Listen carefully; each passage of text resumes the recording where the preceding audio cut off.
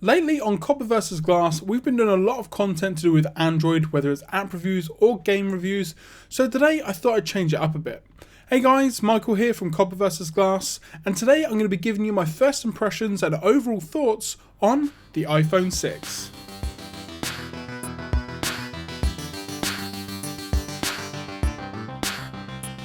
Starting off with the design. Now, quick disclaimer, I haven't yet got my hands on the Samsung Galaxy S6 or the HTC One M9, but the iPhone 6 is an incredibly nice feeling phone. Now, it's got a really nice aluminium back with some really nice curves on it as well, and just in general it feels very thin and also very light in the hand, which isn't necessarily a bad thing because it's light in a good way. You can still tell that it's got some nice internals, but it just feels lighter than other devices. On the left hand side of the phone you've got the silent toggle switch and also the volume buttons with a really nice chamfer just on the insert there. On the right hand side of the device you've got the new power button as it has moved from the top of the device, and you've also got the SIM ejection tray, and you can also see the antenna bands that cut up the aluminium back just ever so slightly. On the bottom of the device you've got the 3.5mm headphone jack, you've got the microphone, lightning connector, and also the new speaker, which is slightly bigger than what we've had previously, and the sound is really good. On the top of the device you don't have anything because the power button has moved. There's absolutely nothing at the top, which gives it a really nice uniform design and just in general looks really clean. On the front of the device you've got the 1.2 megapixel front facing camera capable of video at 720p at 30 frames per second, and below that you've got the speaker, and just above it you've got all the light and proximity sensors. You've then got the Apple home button, which feels extremely good, very responsive, and has a really nice chamfer, and don't forget it is also the best fingerprint sensor on any phone. The resolution of the screen has stayed the same as what we've had on previous Retina phones, so you're going to get a pixel density of 326 pixels per inch, and it comes in at 750 by 1334. Now this isn't necessarily a bad thing, as iPhones in my opinion have some of the best displays, the viewing angles are great, and also the colour reproduction is also extremely good, so you can't really go wrong.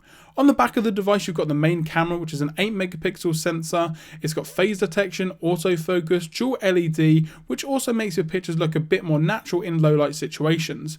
It's also capable of video at 1080p at 60 frames per second, 720p at a load of different frames per second, even going as high as 240 frames a second for those super slow-mo videos that I know a lot of you like. Now I'm not going to go over in too much detail the operating system. It is going to be running the newest version of iOS, but it's kind of going to be the same story that we've had previously. I'm going to put a link in the description down below to my full review of iOS 7, as it is very similar and there aren't really too many changes. It's just a really great operating system, really smooth, really easy to use, and also has some of the best applications available, although Android and Google are catching up very quickly, but sorry Microsoft, you're still quite far behind.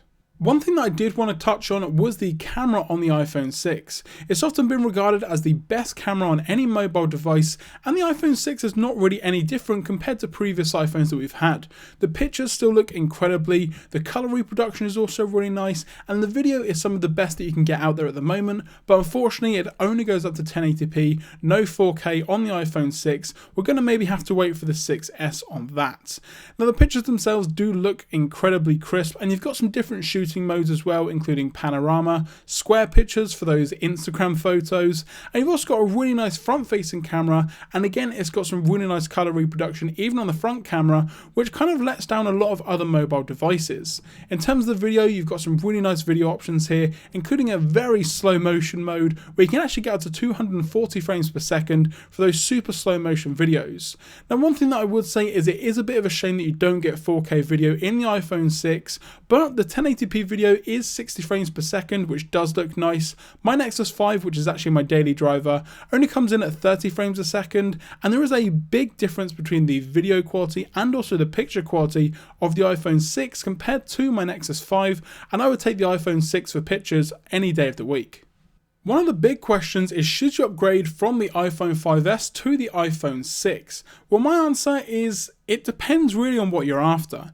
If you do want a phone that is bigger, thinner, and just in general feels, in my opinion, a bit nicer, then definitely go for the iPhone 6. And also if you want something with better internals that's going to perform better with some 3D graphics, and also just in general the operating system, then again you can't go wrong with the 6. Now the iPhone 5S though is still a great phone, but in my opinion I would go for the 6 every time, just for the fact that it does have that bigger screen, and in my opinion the iPhone 5 and the 5S do seem a bit small these days compared to the competition. And to be honest guys, that's kind of the whole story with the iPhone 6 and also the 6 Plus. It kind of falls behind in some major categories.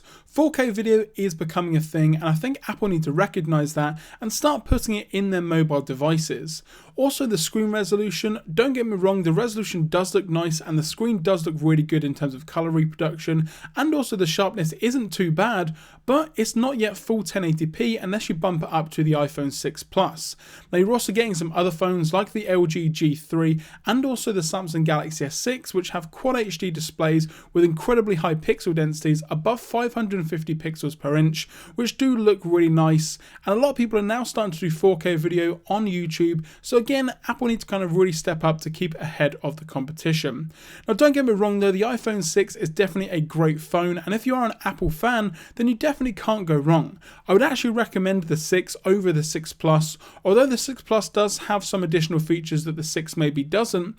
The 6 feels nicer, it's a better size, and overall, just in my opinion, it is actually the better device to have. Now I know you can't go through every generation of phone not getting the latest model because something better is coming around the corner. However, in my opinion, there are some better options available on Android, but like I said, if you are an Apple fan, this is definitely the phone to get. If you enjoyed this video, be sure to give it a thumbs up down below. And if you guys have got any questions about the iPhone or just in general iOS, be sure to leave those in the comment section or hit us up on Twitter at Copper vs Glass. I'm Michael from Copper vs Glass. Thanks very much for watching, and don't forget to subscribe for more great content. Hopefully we're going to be getting our hands on the Galaxy S6 and the HTC One M9, so stay tuned for that. And I will catch you guys in the next video.